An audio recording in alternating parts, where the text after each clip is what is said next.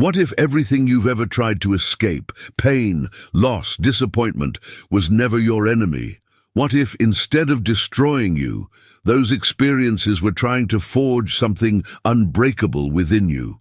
In a world obsessed with comfort and ease, we've been taught to see pain as a problem. But the Stoics saw it differently. Marcus Aurelius faced betrayal, plague, and war, yet he wrote of tranquility. Seneca lost his wealth and freedom, yet he spoke of inner peace. Epictetus was born a slave, yet he became one of the greatest teachers of human resilience. They didn't find peace by escaping suffering. They found it by confronting it, with eyes wide open and a heart anchored in reason. This video isn't just philosophy. It's a mirror, a challenge, a path. We're going to journey into the heart of adversity, guided by the wisdom of those who've walked through fire without losing themselves. You'll learn not only how to endure pain, but how to transform it into clarity, into strength, into wisdom. And when we reach the end, you might just realize something powerful. Pain was never here to punish you. It was here to prepare you. Stay with me. You're not just watching a video. You're stepping into a new way of living. Chapter 1. Marcus Aurelius. Embracing the storm. Picture this. You're the ruler of the Roman Empire, the most powerful man on earth. Your face is on coins. Your name is echoed in the Senate. Your decisions shape the lives of millions. And yet, when night falls, you're alone with your thoughts. Outside your palace walls, the empire is crumbling. Invasions on the frontier, a deadly plague tearing through your cities, trusted generals plotting behind your back. You have every reason to break down, to give in. But Marcus Aurelius does something different. He doesn't scream. He doesn't escape into luxury. He opens a journal and begins to write. When you wake up in the morning, tell yourself, the people I deal with today will be meddling, ungrateful, arrogant, dishonest, jealous, and surly. This wasn't pessimism. This was preparation, a way to anchor himself in a reality he couldn't control and still find peace within it. You see, Marcus wasn't writing for us. He was writing for himself. Each sentence in Meditations is a reminder, you are not your circumstances, you are how you respond to them. And that's what makes him powerful. You have power over your mind, not outside events. Realize this, and you will find strength. This isn't just Stoic theory. It's lived wisdom. Marcus Aurelius didn't just survive the chaos, he ruled through it. Not because life was easy, but because he learned to stop resisting what he couldn't control. He faced betrayal, illness, war, and grief, but he didn't let those things define him. Instead of asking, why is this happening to me, he asked, what will I do with what's in front of me? That's the Stoic path. Where most see hardship, the Stoic sees a forge. Where most run from the fire, the Stoic walks through it and is transformed by it. The impediment to action advances action. What stands in the way becomes the way. Let that settle in. What if the very thing you're resisting is the thing meant to shape you? What if every obstacle in your life is actually an invitation to grow stronger, wiser, more grounded? Marcus Aurelius teaches us this. We can't predict the world, but we can prepare our mind. We can't control others, but we can command ourselves. And from that place, no storm can shake you. So how do you start? Next time you're overwhelmed, do what Marcus did. Pause, write, reflect. Ask yourself, what is mine to control here? Then act from clarity, not chaos, because storms will come. But you can choose to be the calm inside them. This is how you begin to live like a Stoic, not in theory, in practice. And this is just the first step. In Chapter 2, we'll dive into the wisdom of Seneca and explore how to turn even suffering into peace. But for now, breathe in this truth. You are not what happens to you. You are how you choose to respond. Chapter 2, Seneca, Finding Peace Amidst Suffering. Picture this, a man of immense intellect and influence forced into exile. He's stripped of power, betrayed by those he served, surrounded by political corruption, and later ordered to take his own life by the emperor he once advised. This man was Seneca, one of the most profound voices of Stoic philosophy. But what's remarkable is not just the suffering he endured, it's how he responded to it. While most would collapse under the weight of bitterness or despair, Seneca wrote letters of wisdom. He taught calm in the storm. He found peace while surrounded by chaos. And what he discovered has the power to change the way we experience pain today. We suffer more often in imagination than in reality. Let that sink in. Seneca noticed something that still applies, perhaps more than ever, in our modern world. That the vast majority of our pain doesn't come from what happens, but from what we think might happen. Our minds fabricate worst-case scenarios. We replay past mistakes. We create anxiety over imagined futures, and we suffer twice, once from reality and again from fear. Seneca's Stoicism calls us back to the present, not the past, which we cannot change, not the future, which we cannot predict, but this moment, right now, where our power resides. True happiness is to enjoy the present without anxious dependence upon the future. Seneca doesn't deny suffering. He doesn't ask us to suppress our pain. Instead, he invites us to rise above it, not by changing what happens to us, but by transforming how we see it. He believed adversity was a teacher. In fact, he argued that misfortune is a gift in disguise, that hardship reveals our strength, clarifies our values, and teaches us what really matters. He wrote, "Difficulties strengthen the mind, as labor does the body." Let's make this practical. Here are 3 ways Seneca's Stoicism can reshape how we deal with suffering.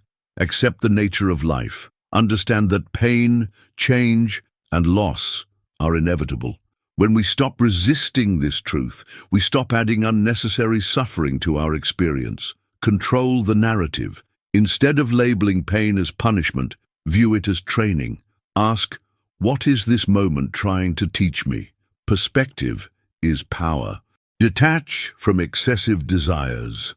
Most of our pain is born from unmet expectations. When we free ourselves from the need to control outcomes, we create space for peace. Seneca's life was far from easy, but it was deeply meaningful. And that's the essence of Stoicism. Not avoiding discomfort, but becoming the kind of person who can meet it with courage, clarity, and grace. So, next time life tests you, remember Seneca. Remember that peace isn't found in a perfect world. It's found in a trained mind.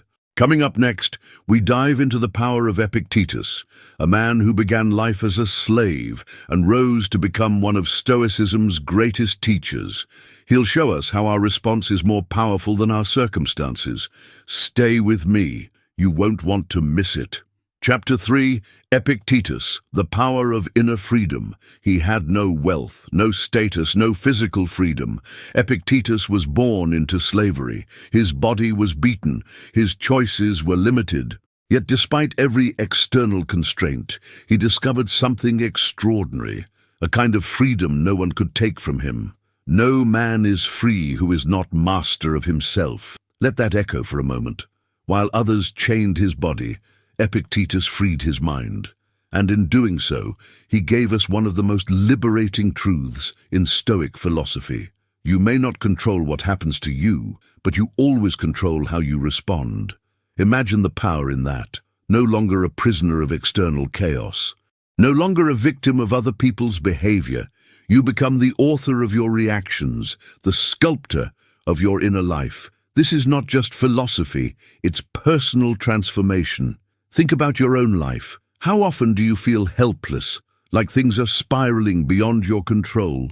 In traffic, in arguments, in moments of rejection or uncertainty. Epictetus would tell you, you don't need to control the world, you only need to master yourself. That's where your power lives. It's not what happens to you, but how you react to it that matters. When we truly understand this, we reclaim a power that no one, no person, no situation, no failure can ever take away. Here are 3 timeless lessons from Epictetus that can radically shift your experience of life. Distinguish what's yours to control. You don't control other people. You don't control outcomes, but you do control your mindset, choices, and focus. That's where your effort should live. Practice the pause. Between stimulus and response, there is a space. Use it. In that moment, you get to decide whether you will be ruled by emotion or led by wisdom. Detach from outcome. Attach to effort. You are not your results. You are your intentions, your integrity, and the effort you give. Let that be your peace. Epictetus didn't need perfect circumstances to be free, and neither do you. Because real freedom, it begins the moment you realize that your mind is your kingdom and you are its ruler. If this message is resonating with something inside you, don't let it stop here. Subscribe to the channel and continue your journey with us. Each week we bring you closer to the wisdom that's already within you, waiting to be remembered. Stoic wisdom has so much more to offer, and so do you. Chapter 4. Marcus Aurelius, leading with resilience and virtue. Imagine waking up each day knowing that you must manage an empire under siege. Wars on the frontiers, betrayal in your court, a plague devastating your people. Now imagine doing all this while struggling with your own pain, your own doubts, and still writing words of peace, clarity, and purpose in the solitude of your journal. This was the life of Marcus Aurelius, Emperor of Rome, and one of the most admired Stoic philosophers to ever live. He wasn't just a ruler, he was a thinker, a man who, in the face of overwhelming pressure, turned inward. He wrote not to impress others, but to remind himself of the values he wished to embody. In his meditations, Marcus didn't preach. He questioned, reflected, and re-centered himself, again and again.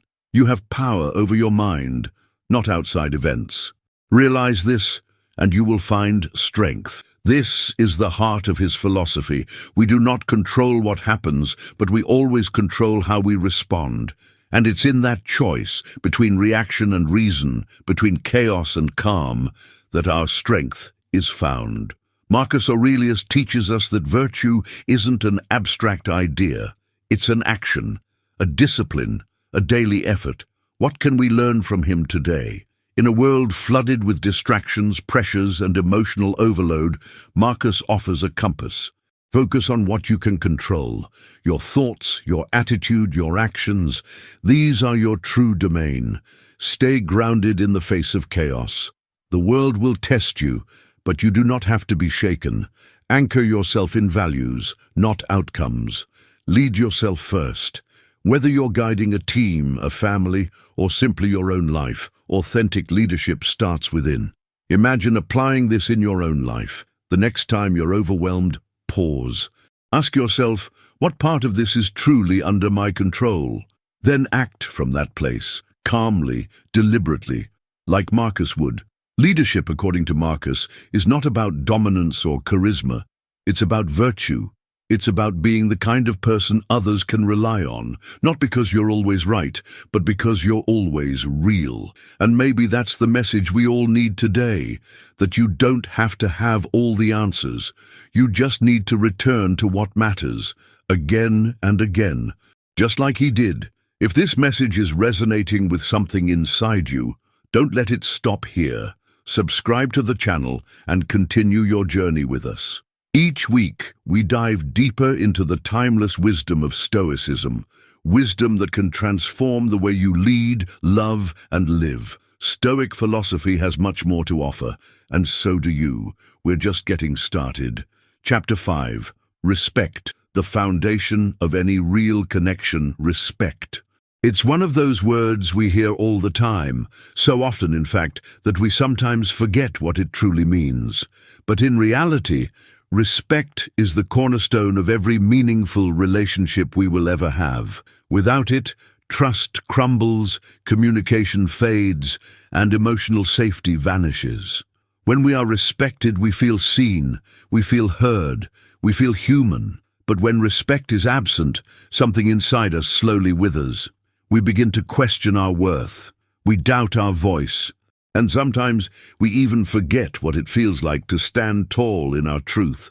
Ask yourself this: do you feel valued in your relationships?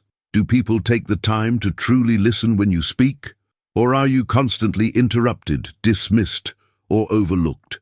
Respect isn't just about politeness or courtesy. It's about recognition.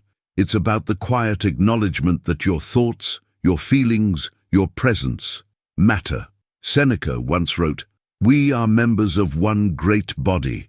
If we are not kind and respectful to others, we are not truly living according to nature." This wasn't just a moral statement, it was a practical guide. To live well, we must live in alignment with mutual dignity. And when that dignity is broken, when we stay in relationships where respect is denied, we're not just hurting emotionally, we're living out of step with our true nature. Stoicism teaches us that while we cannot control how others treat us, we can absolutely control what we tolerate. If someone constantly belittles you, ignores your boundaries, or makes you feel small, it's not your job to fix them. It's your responsibility to protect your peace. That might mean setting firmer boundaries. It might mean having that difficult, honest conversation, or it might mean walking away, because staying in a relationship without respect isn't loyalty. It's self-abandonment. And let's be honest, how often do we compromise our dignity just to keep someone in our lives? But what happens when you start respecting yourself enough to stop doing that? You shift the entire dynamic. You raise the standard, not just for others, but for yourself. And suddenly you're no longer begging to be seen. You're becoming someone who can't be ignored. So here's a quiet challenge. Revisit your relationships. Reflect on how you're being treated, not how you hope to be treated, but how you're actually being treated. Are your connections built on mutual respect? Or are you carrying the weight of a one-sided bond? Because you deserve more than just attention. You deserve respect, and the journey to that begins with giving it to yourself first. Chapter 6. The Power of Self-Discipline in Personal Growth. Imagine standing at the crossroads of temptation and virtue, where every decision carves the path of your character. This is the realm where self-discipline becomes not just a practice, but a way of life, a concept deeply revered by the Stoics. No man is free who is not master of himself. Epictetus, the essence of Stoic. Self-discipline.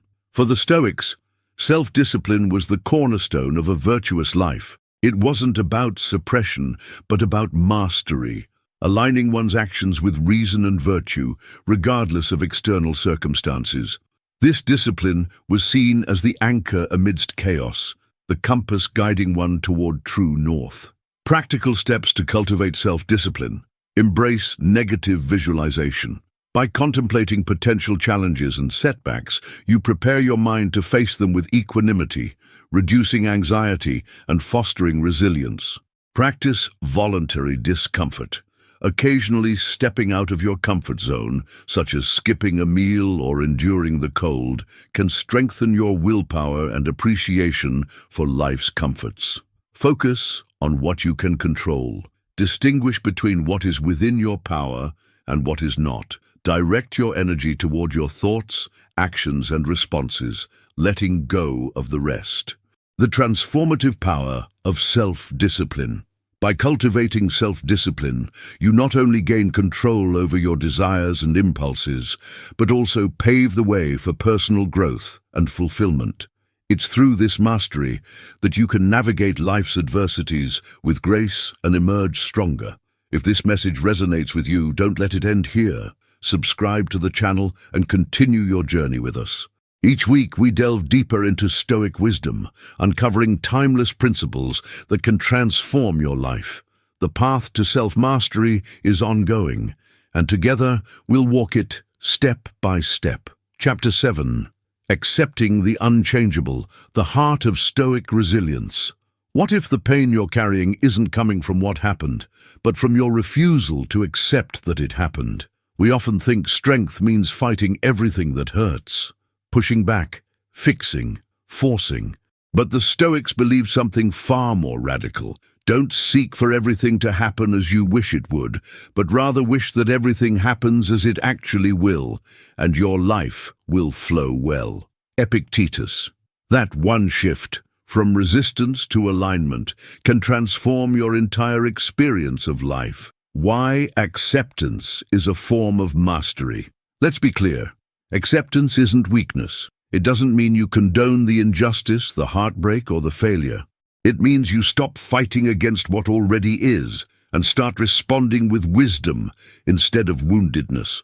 When we resist reality, we create more suffering. We trap ourselves in frustration, bitterness, and regret.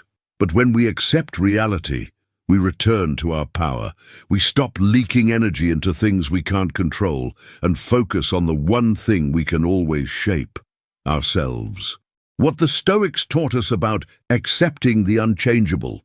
Marcus Aurelius, despite being emperor of Rome, faced betrayal, plague, war, and loss.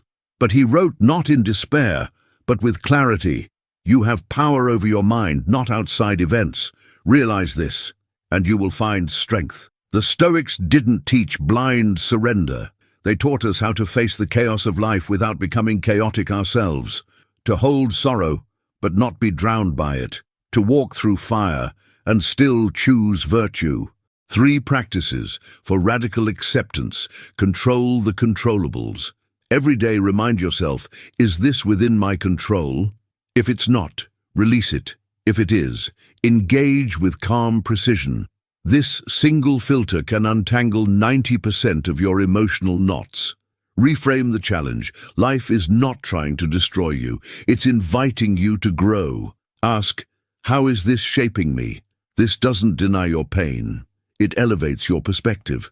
Practice voluntary discomfort. Choose small acts that build your tolerance. Cold showers, fasting, digital detoxes. Each moment you face discomfort willingly, you train your mind to accept what life throws without breaking.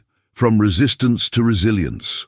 There's a quiet strength in the one who has accepted what cannot be changed, who no longer wastes energy on the impossible, but channels it into becoming unshakable. This is what Stoic resilience looks like. Not hardening yourself to life, but softening your grip on how you think it should be. The paradox, when you accept things as they are, you finally gain the peace to transform what you can. If this message is resonating with something inside you, don't let it stop here. Subscribe to the channel and continue your journey with us. Stoic wisdom has much more to offer, and so do you. You're not here by accident. You're here because you're ready to meet life with clarity, courage, and grace. We're just getting started. Chapter 8. How expectations are silently destroying your peace. What hurts more? What happened?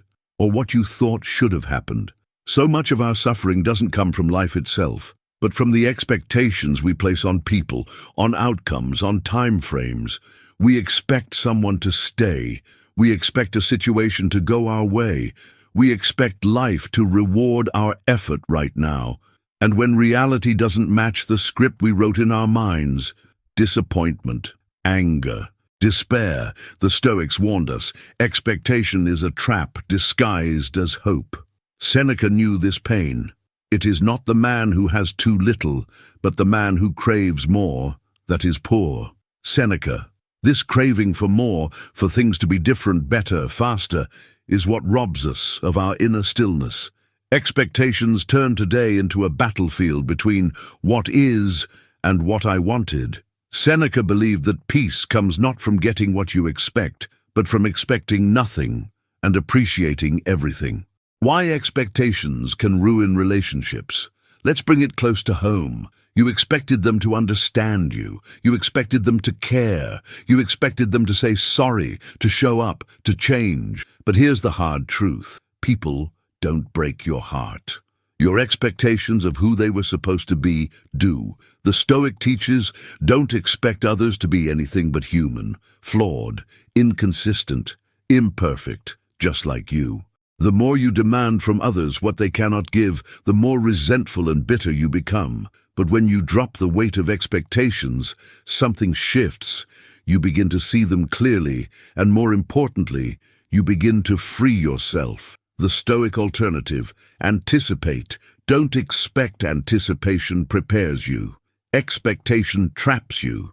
You can anticipate challenges and prepare mentally. You can anticipate human flaws and respond with grace. But expectations create rigid timelines and emotional contracts that reality never signed. Freedom begins when you release the need for the world to match your fantasies. 3. Stoic shifts to liberate you from expectations. Practice negative visualization. Imagine losing what you now take for granted. This sharpens your gratitude and weakens your entitlement. Shift should to could. Instead of "they should have called," say "they could have called, and they didn't." That one word changes your tone from demand to observation, from frustration to peace. Love what is, amor fati, the love of fate. Not just accepting what happens, but loving it. Because every outcome, even the painful ones, is a sculptor of your soul. Real peace isn't found in control, it's found in surrender. When you stop expecting life to go your way, you start appreciating it for what it is. And paradoxically, that's when life starts giving you more than you imagined. Not because it changed, but because you did. If this message cracked something open in you, don't let it stop here. Subscribe to the channel and continue the path of deeper awareness and calm. Stoicism doesn't teach us to escape life. It teaches us how to live it. Let go of the illusion. Embrace what is. You're stronger than you think. And we're just getting started. Chapter 9. When they show you who they are, believe them. We all want to believe in potential. We want to think that love will change them, that time will soften them, that our loyalty will awaken theirs. But here's the truth most people avoid. People reveal themselves early, not through what they promise, but through what they do. And when someone consistently shows you who they are through their actions, you're faced with a choice: cling to the illusion or accept the reality. Epictetus had no time for illusions. If someone shows you their character, don't try to paint over it. Just acknowledge it. Epictetus, paraphrased. To the Stoics, character wasn't a mystery, it was observable. Words were cheap. It was actions that revealed the soul. So why do we stay, hoping someone will change, even when everything they do tells us otherwise? Because letting go of someone isn't just about them. It's about confronting our own hope, our fear, our story. Why we ignore the signs. We remember their good moments. We justify the bad ones. We confuse potential with reality. And underneath it all, we're afraid that if we walk away, we'll lose something irreplaceable. But the real loss isn't walking away from someone who's shown you their true face. The real loss is betraying yourself to stay. The Stoics remind us, you can't build a peaceful life on a foundation of denial. Ask yourself, what are you tolerating? Are you explaining away patterns you'd never accept from a stranger? Are you telling yourself, it's not that bad, while your peace slowly crumbles? Are you more afraid of being alone than of being diminished? Stoicism teaches that your peace is sacred, and anything or anyone that regularly steals it must be re-evaluated. How to respond the Stoic way? Observe without judgment. See the behavior. Don't label it good or bad. Just see it. Accept what you see. Denial creates suffering. Acceptance creates clarity. Decide with reason, not emotion. What would a wise person do here? What would someone who values themselves choose? Remember, you can love someone and still walk away. You can forgive someone and still set boundaries. You can care deeply and still choose yourself. Let this be the moment you choose. Peace over potential. When someone shows you who they are, consistently believe them. Not out of bitterness, but out of self-respect. The Stoics teach us to live in alignment with reality, and sometimes that means leaving the fantasy behind. If this message feels like a mirror, it's time to keep going. Subscribe to the channel and continue learning how to protect your peace, sharpen your perception, and live with intention. You don't need to wait for others to change. You only need the courage to honor what you already know. We're here to walk that path with you. every week, deeper and stronger. Chapter 10. You're not giving up, you're growing up. Walking away doesn't mean you're weak, it doesn't mean you're bitter, and it certainly doesn't mean you've failed. Sometimes walking away is the strongest, most mature decision you can make, because staying in situations that drain your spirit, that confuse your values, that dull your sense of self, that's what truly robs you. Growth demands space. And some people, no matter how close they once were, will not grow with you. Seneca knew this well. Associate with those who will make a better man of you. Welcome those whom you yourself can improve. Seneca. If your relationships don't challenge you to be better, if they keep you looping in the same dysfunction, if they silence your voice or question your worth, then it's not giving up to step away. It's not betrayal to choose your own path. It's wisdom, and it's time. Signs you're ready to choose yourself. You feel more peace imagining distance than closeness. You stop making excuses for someone who keeps showing you the same behavior. You begin to trust your discomfort as a sign, rather than something to ignore. This isn't about building walls. It's about raising your standards. Growth doesn't apologize for being necessary. You're not here to shrink for anyone. You're not here to rescue people who won't even meet you halfway. You're here to evolve, to build, to embody the kind of clarity, courage, and calm that Stoicism teaches. And that requires one essential act: choosing you. Conclusion. This is not the end. It's the beginning. If you've made it this far, something inside you is shifting.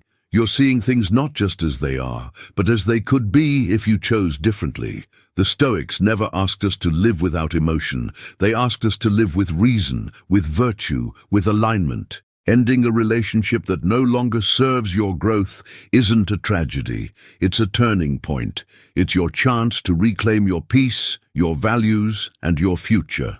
If this message is resonating with something inside you, don't let it stop here. Subscribe to the channel and continue your journey with us. Stoic wisdom has much more to offer, and so do you. We're just getting started.